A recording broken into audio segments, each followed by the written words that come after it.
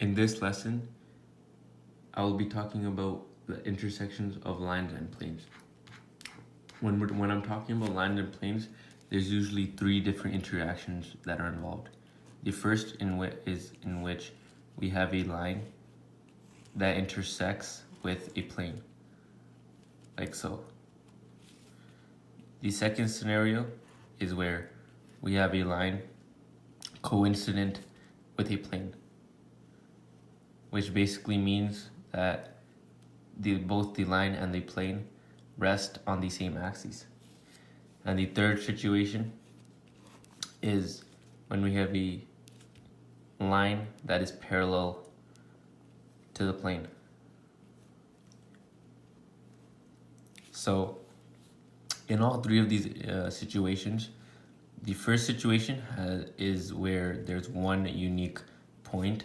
This is because the line and the plane only intersect at a specific point, point P.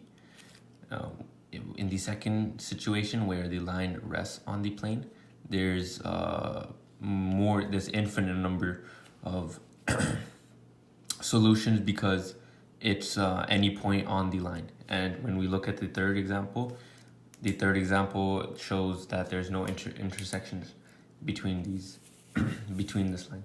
And so the question is, why is this important? So if we were to draw this out one more time,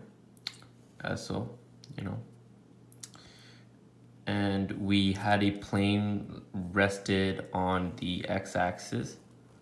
Let's just say this is the plane, and just say this is kind of like the ground. So this is the ground, and we had another plane. A line coming towards the ground. So let's just say something like this at this point. What's useful about this is that we can determine the point in which the line and the ground intersect, and we can symbolize this line to be in a plane. Okay, so if we kind of take it into consideration the trajectory, or the path rather, a plane takes to the ground, this can be useful information when determining the velocity and the angle in which the plane lands relative to the ground, because it can help ensure the safety of many passengers.